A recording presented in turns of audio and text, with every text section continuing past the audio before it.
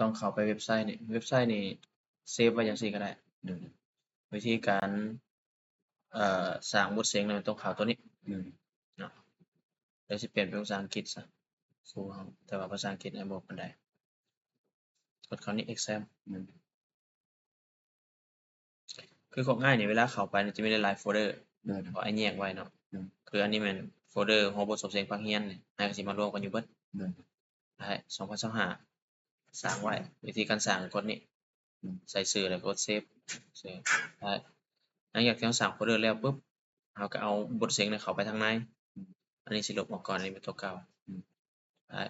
แสดงว่าโฟลเดอร์เขาจะยังว่างอยู่ถ้าหากเรายังบ่ทันสร้างบทเสียงเทื่อแล้ววิธีการสร้างบทเสียงนี่ให้กดเข้าตัว create new exam นี่ตัวสีเขียวนี่กดเข้าไปนี่ปุ๊บหน้าต่างมันจะเป็นจังซี่แล้วมากดเข้านี่เพื่อดึงไฟล์เข้ามาแสดงว่าเราต้องได้เตรียมไฟล์ของเราไว้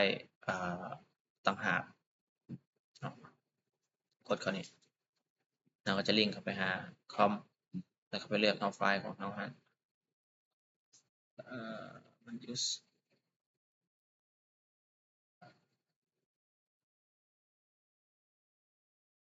set of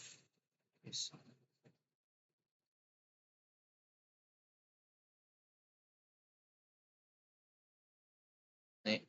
อันนี้เป็นไฟล์ที่จัดเตรียมไว้ที่มีขนาดตอบถูกต้องบ่แน่ใจว่าเดี๋ยวนี้เขาเจ้าอัปเดตมาใส่แล้วแต่ว่าก่อนหน้านี้มันก็จะให้เป็น Word รู้สึกว่ามี PDF นะหลังจากที่เข้ามาแล้วหน้าต่างของเว็บไซต์มันจะเป็นลักษณะนี้ในส่วนของเบื้องขวานี่เป็นส่วนที่เราสามารถแก้ไขเนื้อในคำถามได้แก้ไขคำตอบได้แก้ไขทุกอย่างได้ในนี้ยังแก้ไขอยู่นี่ได้อยู่เห็นบ่นี่คือสิ่งที่เกิดขึ้นถ้าหากว่าเราใส่คะแนนตอบให้มันจะมาติ๊กเลยว่าตัวใดถูกตัวใดผิดแต่ถ้าหากเราบ่ใส่เวียกของเราคือเราต้องได้มาติ๊กเองถามว่าได้บ่ได้คือกันเนาะมาฮอดขั้นตอนนี้ปุ๊บให้แต่ละคนอ่านเบิ่งว่าเนื้อในมันสุดบ่มันเบิดบ่มันครบบ่หั้นน่ะต้องคอยเบิ่งเพราะว่าก่อนหน้านี้ที่เขาเจ้าเริ่มสร้างใหม่แม่นเนื้อในมันมักจะถูกตัดไปงั้นแล้วให้เบิ่งดีๆก็ต้องค่อยๆเบิ่งให้ดีเพราะว่าคันหากว่าเราฟ้าวหลายบ่เบิ่งอยู่ในละเอียดแล้วเราดึงไฟล์ออกมาเราไปแปลงเสียเวลาเรานี่แหละบ่ได้เสียเวลาไผให้เอาใจใส่เรื่องรูปนี่บางเทื่อมันอาจจะบ่ได้คันบ่ได้ก็บ่เป็นหยังมีแต่โหลดออกมาแล้วจึงเอารูปแท้มันใส่ตามหลังก็ได้ตามที่อ้ายแนะนำเมื่อวานนี้สิต้องกวดเบิ่งว่ามันติ๊กให้เบิดแล้วบ่2มากวดเบิ่งว่าเนื้อในมันครบแล้วบ่คันบ่ครบก็ต้องได้มาแปลงอีกเบิ่งนี่พิมพ์เป็นภาษาลาวใส่ได้พิมพ์ตัวเลขใส่ได้เห็นบ่ insert formula นี่หมายถึงเติมสูตรเติมหยังใส่ได้ครบหลังจากนั้นให้ใส่คะแนนจุดที่อ้ายเป็นห่วงมันแม่นการใส่คะแนนซึ่งการใส่คะแนนนี่แม่นแนะนำครูทุกคนให้เฮ็ดจั่งซี้นี่ตอนนี้แล้วก็ใส่คะแนนคือถ้า35ข้อเป็น 0.2 เฮ็ดจั่งใดก็ได้ให้ผลรวมมันเป็น7นั่นแหละ 0.2 ถ้าหากว่าอยากให้ข้อที่2เป็น 0.2 คือกันข้อที่3เป็น 0.2 คือกันให้ control แล้ว enter กด control ค้างไว้แล้ว enter ตามที่เขาเจ้าแนะนำนี่เขาจะใส่ให้เลยหลังจากที่มันใส่ให้แล้วปุ๊บแสดงว่าแต่ละข้อเป็น 0.2 คะแนน35ข้อก็จะเป็น7คะแนนตามที่มันให้ตัวนี้เวลาเรากดเบิ่งเนาะว่ามันให้คนให้ทุกอันแหละเนาะ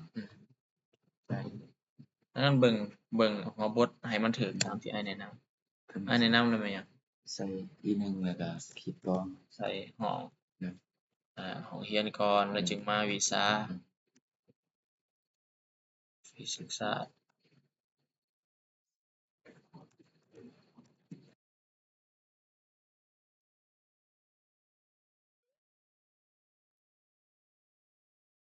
สกอร์แล้วก็ส่งเรียนแม่นบ่ถ้าหากว่าบ่มีหยังผิดพลาดแล้วถูกละเอียดแล้วก็กดต่อไปได้ตัวนั้นเราบ่ต้องจำแนกว่าห้องคือว่าม.3 เราก็ปาม.3 เลยแต่ยกเว้นที่ว่าเนาะกับแสงมณีม.4 เราใช้เป็น CC ได้แม่นบ่ก็ต้องใส่จังซั่นแล้วก็ต้องได้มาแจ้งพวกอ้ายข้างในเวลาที่ ของอ้ายนับจึงจะได้ผล โดย มอดขั้นตอนนี้มันอาจจะให้ตั้งค่าเติมหน่อยหนึ่งอย่างเช่นอยู่จุดนี้เกรดนี้ก็ต้องใส่ให้มันถูกอย่างเช่นม6ก็สิเป็นห้อง11เนาะม7ก็ห้อง12ม5ก็ห้อง10ไล่กลับคืนซื่อๆดอกม7ม6ม5ม4ไล่กลับคืนซื่อ ม3อยู่เลขเท่าใด ๆม5ม4ม3เลข8ม2เลข7ม1เลข6เนี่ย ม4เลขอันนั้น ไล่กลับคืนซื่อ12เป็นเลข ครับ 7มันมีฮอดแต่ห้อง โดย 12 มี12ห้อง วีซ่านี่มาเลือกเอา โดย ได้ คันว่าคณิตก็ใส่ตัวคณิต คณิตมันก็มีคณิตคือกันนี่แหละโดย แต่ตัวนี้จุดประสงค์ของการสร้างหัวบทตัวนี้อะไรหยังภาคเรียน1เนาะใส่ไปโลดบ่มีปัญหาดอก บ่มีอิหยังเนาะตัวนั้น จบ แล้วตัวอันนี้บ่ อันนี้ เกี่ยว บ่เกี่ยว ตัวนี้ ตั้งค่าอยู่นี่แล้ว ก็ตั้งค่าเรียบร้อยแล้วเนาะ แล้วก็กดนี่เซฟคือว่าการตั้งค่าจุดนี้นี่แล้ววันนี้ขั้นตอนต่อไปแล้วมันจะให้โหลดหัวบทออกมาเพื่อที่จะมาแปลงเน็ตดีอยู่บ่อีบ่ ดีตัวนี้ เน็ตดีใครอยู่ ช่วงไป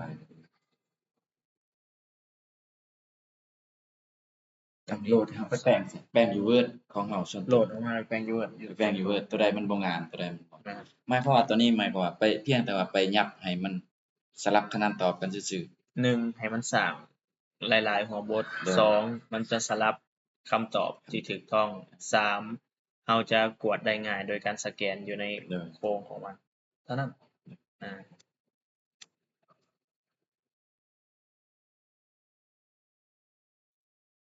ก็ที่เหลือมีแต่เขาจะไปปริ้นต่างหากตัวใด ปิ้นต่างหากอันนี้ก็คะแนนตอบจะโหลดออกมาต่างหาก เด้อ ปิ้นต่างหากเนื้อในของเอกสารที่เราโหลดออกมาจากอันนี้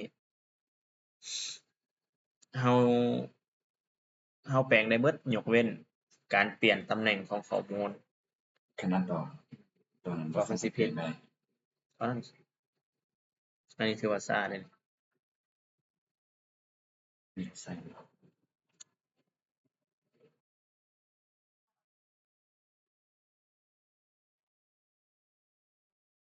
ซ่า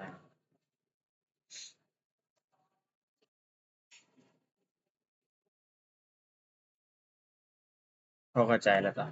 โอเค ไม่แต่ถ้าเบิ่งว่ามันไปตั้งค่าพอเมื่อกี้นี้เราตั้งค่าคะแนนเรียบร้อยแล้ว เด้อ ต่อไปแล้วแม่นการตั้งค่าจำนวนสุด เด้อ จำนวนหัวบทไว้จำนวนสุดจำนวนหัวบทแม่นอิงตามข้อมูลที่อ้ายให้เมื่อวานนี้แม่นบ่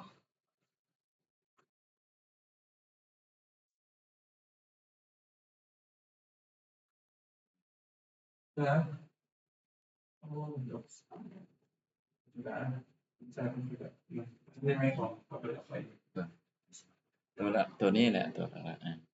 นี่ๆเขาบ่ได้ แต่ว่าข้างนอกมันห้อง 4C ห้อง 4C นี่ต้องไปเบิ่งว่าเอ่อจะสร้างจากหัวบท แต่ละหัวบทมีจักสุดของ 4C ก็ต้องเบิ่งซึ่งก็ต้องได้อิงใส่ข้อมูลอีกตัวหนึ่ง มันมีอย่างต้องตัวค่าอีกอัน แม่นๆตัวนี้แหละเมื่อกี้นี่ยังบ่ได้เทื่ออันนี้ยกเลิกมาเฮ็ดใหม่บ่แน่ใจมันเข้าได้บ่เดี๋ยวลองไปกด ตัว CC ต้องไปหารจำนวนนักเรียนใหม่ว่ะเพราะว่ามีแต่ เดี๋ยวสิพาไล่ไป สัก2คน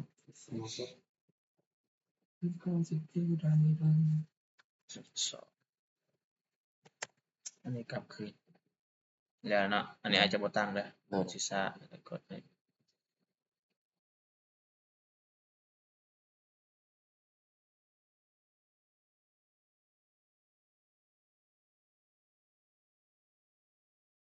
เพียงแต่มานี่สิ เด้อ โอเค สิไว้จัง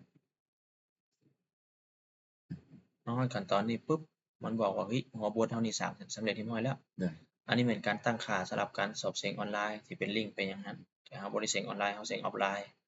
เด้อ เราก็ต้องมา เอาตัวนี้นี่ปิ้น test หมายถึงปิ้นหัวบทออกมากดเข้านี่จุดนี่บน offline กดปุ๊บแล้วจะแล่นมานี่มาฮอดนี่ number of sub test นี่นะตัวนี้เนี่ยแม่นจำนวนของหัวบทอย่างเช่นม.4 C มี5หัวบทตัวอย่าง เด้อ ก็ต้องกด5 6หัวบทก็ต้องกด6 แต่ว่า5 6เนี่ยมันบ่งบอกถึงหยัง จำนวนหัวบทเลย สับให้ สมมุติว่านักเรียนสัก2คนเฮาสิให้จักผู้บทแบบซั่นน่ะ บ่จำนวนหัวบทนี่อ้ายจะอิงตามยังเห็นบ่คือม.7 นี่มี4หัวบท เด้อ เฮ็ดแต่4หัวบท 4 คน 4คน 4หัวบทนี่อ้ายอิงว่าม.7 นี่ แต่ละห้องมีนักสอบเซ็งม.7 เข้าไปซับอยู่หั่นน่ะสูงสุด4คนอ้ายจะเอา4หัวบทเพื่อที่จะได้ให้แต่ละคนหั่นมีได้หัวบทแตก ต่า ต่าง ง กั กัน นอา เอาแล้วจำนวนหัวบทตัวนี้นี่แม่นต้องไปเบิ่งว่าเฮ้ยม.4 C อะนะแต่ละห้องเซ็งมีจักคนซึ่งมันมีข้อมูลให้เบิ่งอยู่แล้ว เฮาต้องไปเบิ่งจากตัวนั้นเนาะ อันนั้นแม่นจำนวนหัวบทซึ่งจำนวนหัวบทกับจำนวนสุดมันสิสอดคล้องกันอย่างเช่นจำนวนหัวบทมี4หัวบทเห็นบ่ เด้อ จำนวนรหัสนี่นะก็สิ4รหัสเห็นบ่ เด้อ ฮอดแต่รหัส0 0 4บัดนี้จำนวนสุดของแต่ละหัวบทก็ต้องไปเบิ่งเอาว่าม.4 C นี่มีนักเรียนสูงสุดจักคนต่อห้อง ตัวนี้เฮาต้องได้พิมพ์เองใช่บ่ อันนี้พิมพ์ขึ้นมาเอง เด้อ เดี๋ยวใส่ขึ้นมาเองแล้วอาจารย์แนะนำยกตัวอย่างคือมี4หัวบทเด้อ เด้อเอาสิครับ กด4เนาะสำหรับครูแล้วแม่นเพียงแต่กดเลขนี้หรือว่าเลือกใส่จำนวนหัวบทนี้และจบพอบ่ต้องเฮ็ดหยัง แต่สำหรับฟอกอ้ายนี่อ้ายต้องได้มาตั้งค่าเพื่อโหลดคะแนนตอบนี่ออกมา แต่ว่าครูบ่จำเป็นต้องโหลดคะแนนตอบออกมานะได้หมายความว่าหลังจากที่เฮ็ดอันนี้แล้วปุ๊บให้มากดพิมพ์ได้เลย ส่วนอื่นบ่ต้องเฮ็ดหยังในหน้านี้ เด้อ พิมพ์ปุ๊บมันจะออกมาจังซี่ตัวนี้แม่นไฟล์บทเซ็งโหลดตัวนี้แล้วบทเซ็งจะออกมาเป็น Word เด้อ ส่วนตัวนี้เป็นไฟล์ของห่างขนานตอบ ตอบตัวนี้เนาะ ส่วนตัวนี้แม่นขนาดตอบของแต่ละหัวบทนี่เป็นไฟล์ Excel เด้อ อันนี้แม่นไฟล์บทเซ็งกับขนานตอบติดมานำกันตัว มาพร้อมเดียว มาพร้อมกัน มันจะบอกขนานตอบถูกต้องให้อยู่รูป เด้อ ซึ่งตัวที่เราใส่มันใส่ตัวเทิงนี่กดรอตัวนี้ก็จะโหลดออกมา บัดม.3เนี่ยสิแบบคือ 3A เนาะเฮาก็ต้องได้แยกอยู่ ก็ต้องได้เฮ็ดแบบเดียวกันกัน 3A สมมุติว่าไปเบิ่งรายชื่อ 3A เซ็งมาจากห้องแล้วแต่ละห้องมีจักคน แล้วไปกำหนดตัวรหัสตัวนั้นใส่ ยาก ต้องได้แยกเนาะ มันยากตอนนับอีกเด้บัด นี่ครับเพื่อเลยบ่ยังบ่พอ พอคันเฮาเผื่อมันเหลือโลด เพื่อน้องว่าคิดแบบอันนั้นแบบเขาตั้งค่าอัตโนมัติแบบอันนั้นเลยบ่แม่นเนาะแสดงว่าตัวนี้แม่นหมายความว่าคือรหัส001หมายความว่านักเรียนห้องม.4 เซ็งห้อง001จักคน บ่ บ่แม่นบ่ 001บ่แม่นรหัสห้องได้รหัสหัวบท รหัสบ่เบิดสมมุติว่านี่มันมีเป็นห้องตัวคือ44เขาเซ็งห้องสมมุติว่าเขาเซ็งห้องม.1 มี3คนเขาก็ใส่ว่าตัวนั้นแม่น3แต่ว่าอยู่รุมนี่นะตัว อือฮึ คือ17นี่แสดงว่าห้องนั้นมี17คน อือฮึ คือม.7 นี่ตัว6หมายความว่า โดนให้มี17คนอันนี้รหัส001น่ะมีอยู่17สุด อือฮึ 001น่ะจะถูกกระจายไปห้องละสุดเป็น17ห้อง ย้ายไปเลย ตัวม.1 นี่เขาเจ้าเซ็งตั้งแต่ห้องม.1A ฮอดม.7 อัน ซึ่งมี17ห้อง จำนวนห้องอันนี้ อ๋อ นะ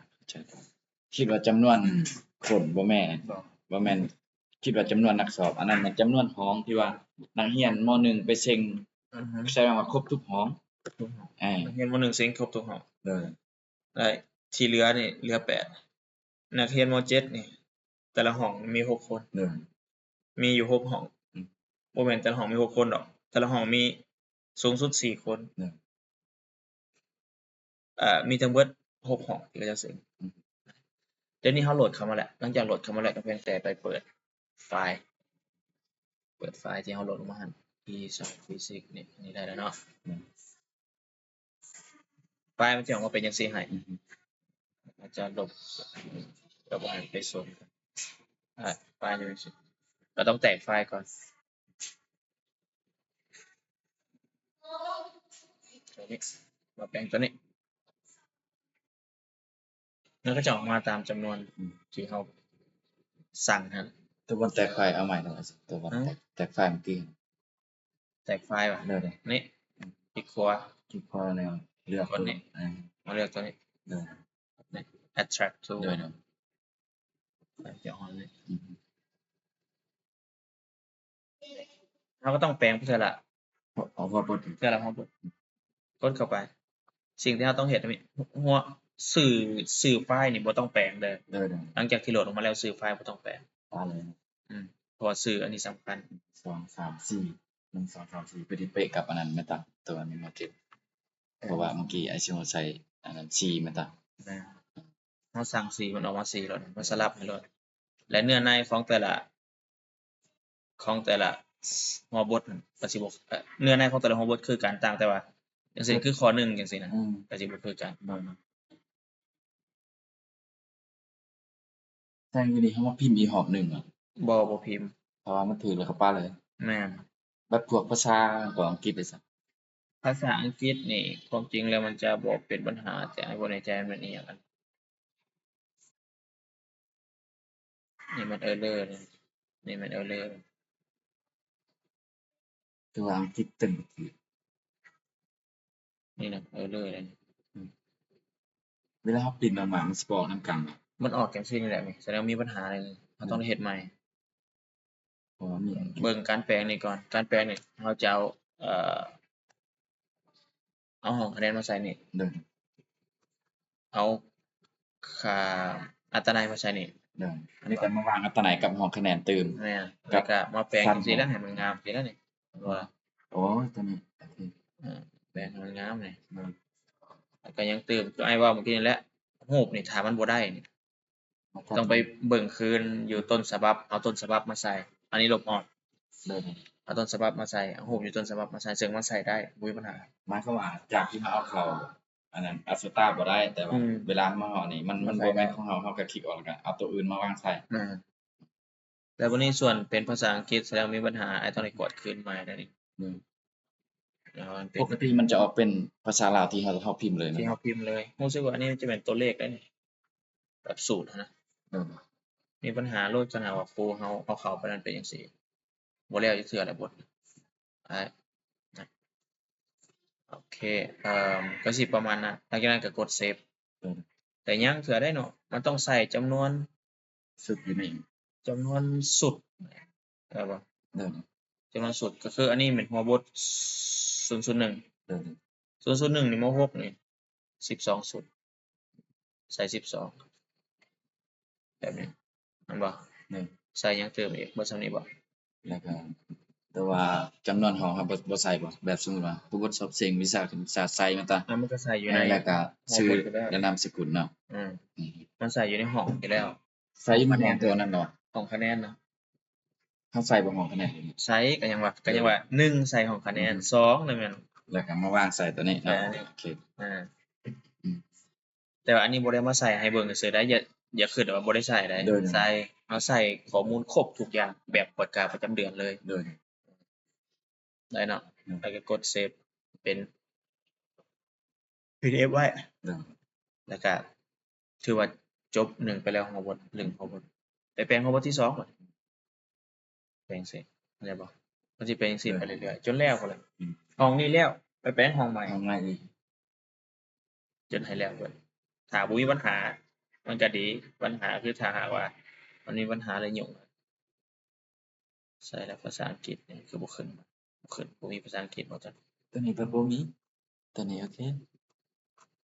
เป็น แต่เวลาคลิกอันนั้นน่ะ เป็นอยู่ มีปุ๊บ แต่เนื้อในมันอันเดียวกันนะ นี่ปัญหาไอ้สิ่งตัวนี้แสดงว่าเราต้องไปนับตัวนั้นแม่นบ่จำนวนนักเรียนเซ็งเอาคือม3เนาะ การสร้างนี่ถือว่าแล้วเลยเด้อตัวนี้เด้อ เด้อ